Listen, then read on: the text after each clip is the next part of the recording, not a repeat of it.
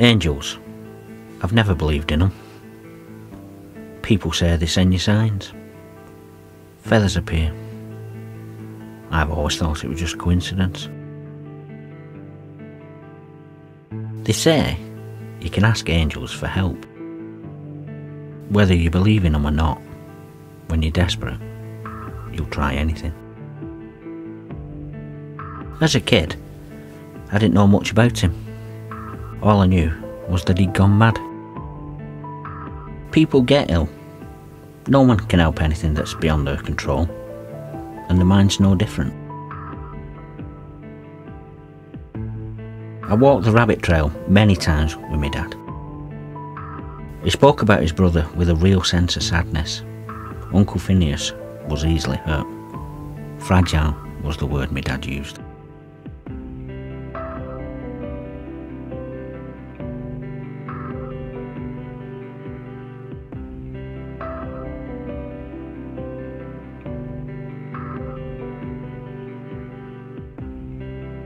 Phineas was going to ask his girl, Emily, to marry him. He didn't want anyone to spoil his proposal, so he told no one except his sister, because he wanted her to crochet a little rabbit and make it a sack to hold the ring in. You see, Emily loved rabbits.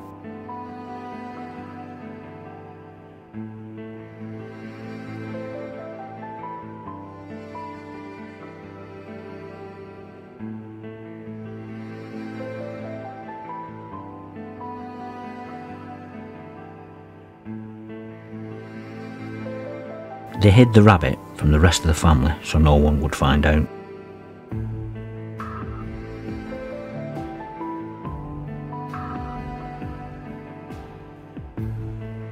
He had planned to propose here at sunset. As he reached into his pocket for the rabbit, Emily grabbed his hand and said yes before she'd even seen it, let alone the ring. It seemed his sister couldn't keep the secret. With a bruised ego and a temper, he told Emily that he would never marry her now. He spent the night at the pub.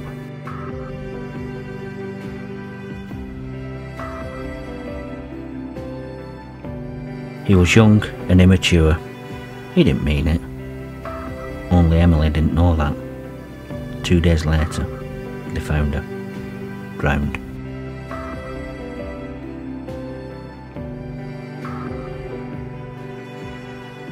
Devastated, Phineas disappeared into the woods and slept rough. When he returned 10 days later, Dad said he was unrecognisable. A rumour had begun saying that he'd never intended to marry her at all, but Phineas had proof. He reached into his pocket for the ring, but it wasn't there. He'd lost it. But his sister knew he had the ring. What I was told next made my blood run cold. His sister denied any knowledge of the ring and said that she'd never made the rabbit. Dad said Phineas's love for his sister died that day. He was obsessed with finding the lost rabbit.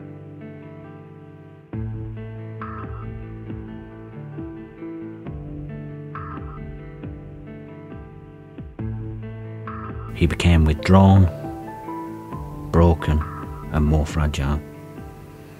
My uncle spent his final years in an asylum and went to his grave without ever finding the rabbit.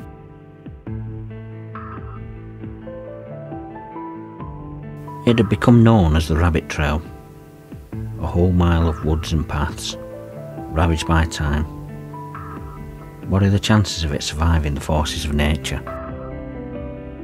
Maybe it's been found, or maybe, just maybe, it's still out here.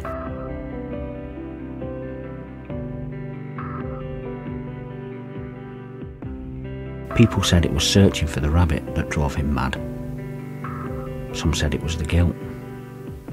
I believe it was his sister. She destroyed his fragile soul. Family betrayal is the most painful thing ever. I know. It's enough to send you to the brink of madness. I walk the rabbit trail to keep sane. I can forget about them here, forget what they've done. I focus on the beauty. There are moments when I look at all this, I wonder if there could be something else. I wonder if Phineas follows me through the trails. If I keep looking, then at least there will be one person who cared about him. For some reason, I felt compelled to go and see the house where he grew up. An elderly man came out, and when I began to tell him about my uncle, he stopped me. He had tears in his eyes as he told me what he'd witnessed 70 years ago. The elderly man, a child back then, was playing hide and seek behind some coats when he saw a hand take out of Phineas's coat pocket a tiny rabbit. It was Phineas's sister. She threatened that he'd be in serious trouble if he ever told what he'd seen. She told him to go and hide the rabbit. He hid it in a dry stone wall beyond the nettle meadow. He had no idea how important it was to tell someone. Later, she made him go back for the ring. As for the rabbit, he'd left it hidden in the wall. He hoped the rabbit would still be there for me.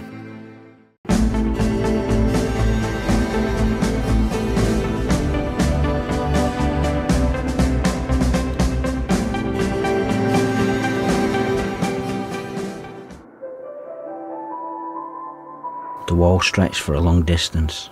The man couldn't remember where he'd hidden it. I searched for days, my heart sinking every hour.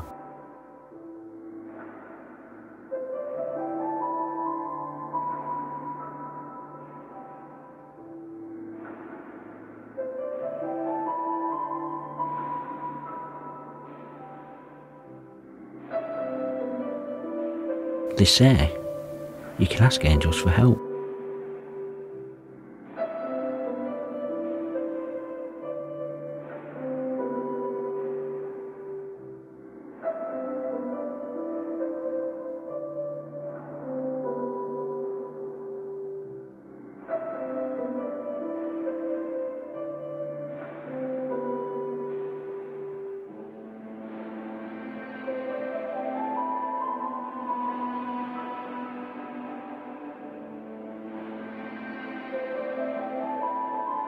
I hope he can see this.